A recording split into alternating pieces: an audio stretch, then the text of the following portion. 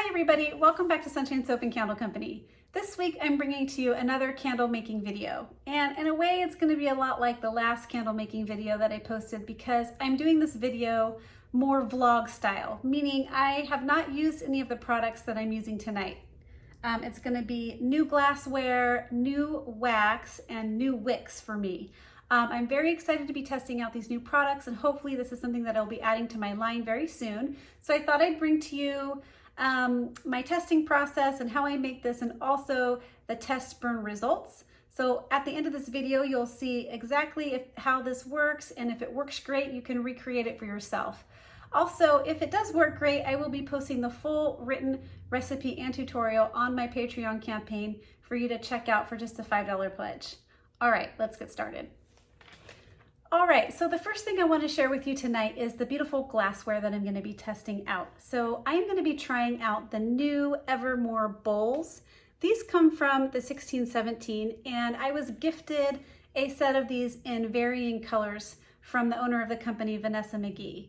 And last candle making video, you saw me use some other Evermore containers that were a taller and more cylinder shape, but same kind of color palette. These are part of the same Evermore collection, but these are the bowl variety, and they're so gorgeous. And I know I say this all the time about their glassware, but the finished candles always look to me like something you would find in like an upper end type store, like a West Elm or a Pier 1. And I just absolutely love the detail and how much these candles, once you're done making them in this type of glassware, they just really bring your brand up and make your brand super upscale. So tonight I'm going to be trying out this peach colored one. I'm also going to be trying out this pink colored one. And the reason I chose these two colors to try tonight is because they do remind me of Valentine's Day, which is quickly approaching. So we're going to go ahead and use these two. So the first thing we're going to do is go ahead and place the wicks into these containers. Now, the 1617 also has these gorgeous little, I don't know what they're called, but they fit right over the top of the rim, and they have 3 spots to hold your wicks in, and it helps you get them centered perfectly. So it's on my list to order some of those. I will be getting some of those very soon. But tonight we're going to be hot gluing these, and we're just going to be going kind of by line of sight. I did put in some little marks. I don't know if you can see that or not. That's hard to see in the pink, but I did put in some little washable ink down at the bottom of that to just kind of guide me where I want to glue in my wicks. And I'm going to be using the CDN3 wicks. And I'm using these wicks because I'm going to be using some soy bliss wax, which I'll talk about in a minute. But this all came from the 1617. So the soy bliss wax in these containers, it's recommended on their website to do all your testing with the CDN3 wicks. So that is what we're gonna do. We're just gonna follow the directions off the website and see if that works with our fragrance oil of choice. So that is another thing about the 1617 that I really like, is that there's recommendations right on their website with regards to kind of their testing and things that they've tried that work for them. So it gives you a really good starting point. It takes a lot of the guesswork out of it. So we're making a 3-wicked candle, and tonight I'm using hot glue. You can use wick stickers when you're placing wicks into your containers. I have a lot of hot glue to use up, so we're going to go ahead and use the hot glue.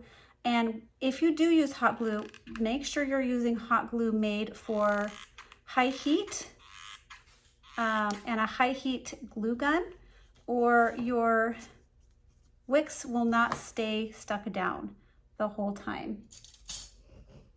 So I'm just using the end of a pencil to kind of secure that. Inside the jar, you're going to see like an inner circle. I'll show you. I don't know if you can see that.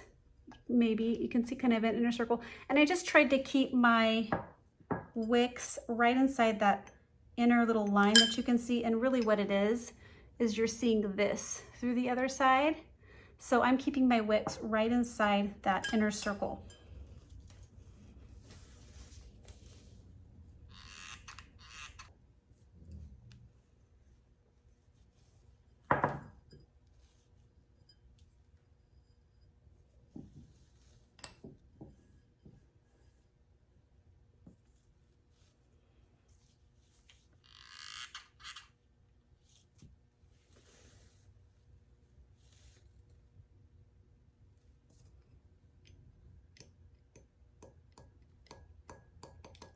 Okay, so another reason why we're using the CDN series is because the wax that we're going to try tonight takes a kind of a cooler burn, so you don't want the flame to get too high or too hot. So the next thing we need to do now that these are secure is to place our wick bars. Now, if I had that little piece from the 1617, my wicks would be already clipped in using that little device. And I will make sure that I put the name of it in the description box and right here in the video so you can see what I'm talking about. But I don't have those yet. So, and if you don't have those, it's okay. You can use wick bars. It just takes a little bit more coordination. So we're just gonna secure our wicks this way with a longer type wick bar.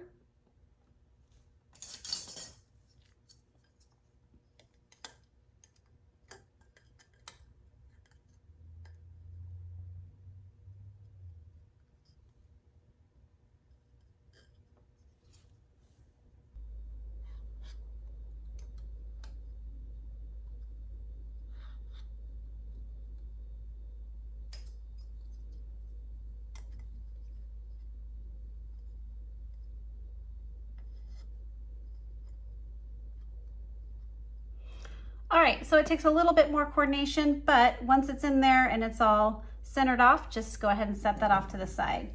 Then the next thing we're gonna do is go ahead and cut up our wax. So we're gonna be trying out the Soy Bliss wax. So the Soy Bliss wax is a mainly soy wax that's made for container candles, and it's got a small percentage of high quality food grade paraffin. And so it's a blended wax. The paraffin helps for the scent retention and the scent throw, and also it helps with the smooth tops on the candles. So sometimes 100% soy wax candles, that is one of the disadvantages. A couple of the disadvantages about using 100% soy wax is that it does, sometimes they can get wrinkly tops, and the glass adhesion cannot be so great, and also a lot of times the scent throw is not as good as other type of waxes or wax blends. So that is why we're using a blended wax. Okay, so right away this wax, this is the first time I'm opening it, it feels very hard and not very greasy to the touch at all. So that's unlike the Joy wax that you guys are familiar with me using. So we're gonna go ahead and weigh out 2 different containers because we're gonna be doing 2 different fragrances tonight. So I'm gonna be weighing out 1 pound each.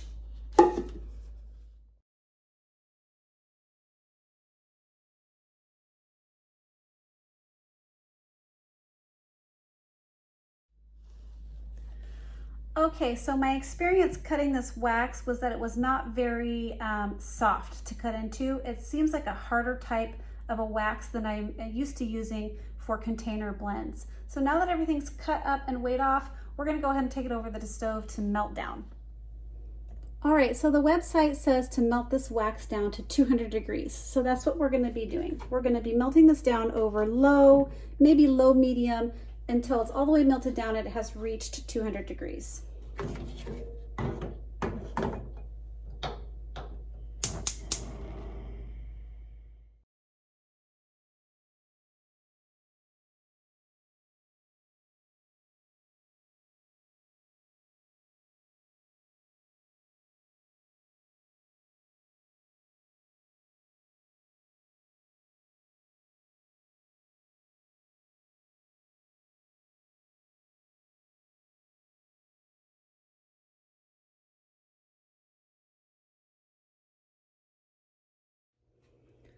Okay, so the first one has reached 200. I went ahead and turned the heat off on the other one so we could just work with this one right now, because also the website's directions say to pour the fragrance oil in when the wax is 200 degrees. So I don't want this to cool. And I went ahead and weighed off our fragrance oil ahead of time. And for this one, I'm testing out the Red Hot Cinnamon fragrance oil from Nature's Garden, and this is just made for candles. This is not a body safe fragrance.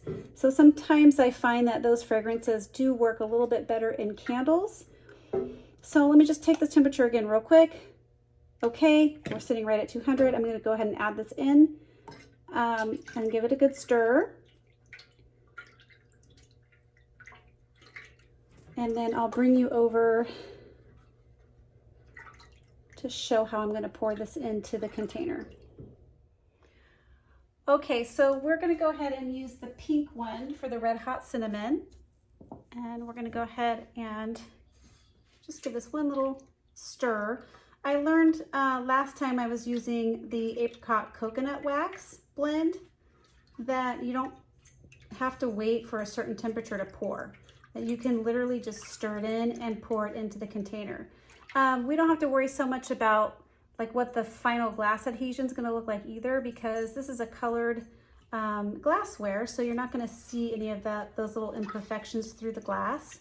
So we just want those smooth tops, and I'm not using any candle color tonight because I don't want it to contrast with this beautiful pink glassware. So we're just going to give that a good stir.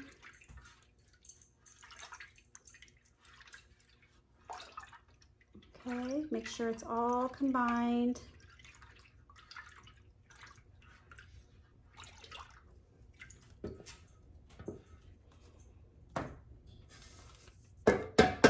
I did incorporate some bubbles, so I'm going to try to pop them out. There we go. So I'm just going to go between my bars right here and not on top of the wicks.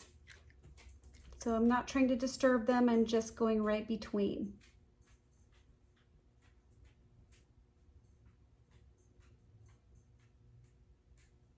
Okay, we're gonna stop there. I think that's a good stopping point. It gives us a nice little lip where there's no wax in case you wanted to add like a dust cover on top. Okay, and I'll bring you right back when we're pouring the other one. All right, the next batch has reached 200 and we're gonna be adding in lemon verbena. The lemon verbena fragrance oil is also from Nature's Garden Candles, and this one is a body safe and candle safe fragrance. So I wanted to definitely see how this one worked because I really do like lemon verbena. I think it smells super good. Sometimes lemon verbena and lemongrass can be a bit viscous of a fragrance, meaning it can kind of tend to drown out your wicks. So I definitely wanted to give this one a test in here to see, because sometimes they use essential oils in the blend, and essential oils can be quite thick in nature and they can affect your candles much different than a straight fragrance oil. So, and sometimes if it's a fragrance that's meant for both body products and candle products, you do get a little bit different of a scent throw and a burn than you would in just a straight candle fragrance. Okay, we're all mixed in, and we're just going to go ahead and pour the second one.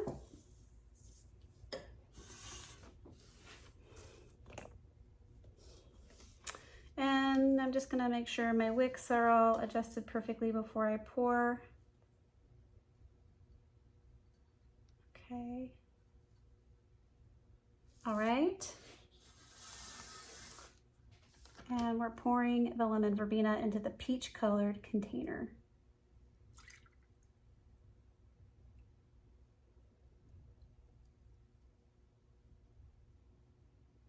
And again, we're going to stop right there. We're about a quarter of an inch, probably a little bit more filled up to, we have about a quarter of an inch of the glass that's not filled. So we are going to go ahead and let these set up and cure, and I'll bring you back. I'm actually going to test burn these after they cure overnight. The website does say that for a well-developed scent throw, you should wait 2 weeks before burning your candles to see how the scent throw will be after 2 weeks. It will be more developed. But for test burning purposes, I always do it like the next day just to kind of see how it burns and what kind of scent throw I get after about 24 hours. So I'll bring you back when we're ready to go ahead and start test burning these. All right, everyone, these candles have been set up now for about 24 hours, and I'm just going to give you a close-up of the tops. As you can see, the candle tops are incredibly smooth, creamy looking, great glass adhesion. So we're going to go ahead and give these a test burn. I'm going to go ahead and start with the cinnamon, the red hot cinnamon.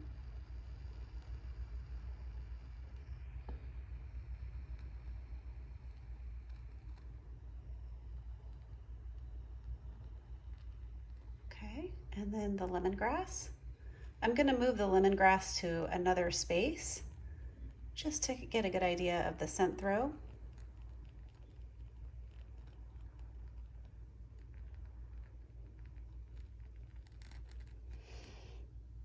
All right, they're burning, and I'll bring you back every hour or so to give you a progress update. See you soon. All right, these have been burning now for about 40 minutes or so. So I just wanted to give you a quick update. As you can see, we've got a nice little wax pool going, melt pool. There's a little bit of mushrooming on the wicks, but truth be told, that doesn't really bother me that much. There's no smoking or anything like that. The flames are a nice size, and I'm also really impressed already by the scent throw. All right, let's go check out the lemongrass one. Okay, and then here is the lemongrass one. Maybe getting a tiny bit of mushrooming. Again, that doesn't really bother me so much. The scent throw is also really impressive already, and we will be back in another hour or two to give you another update.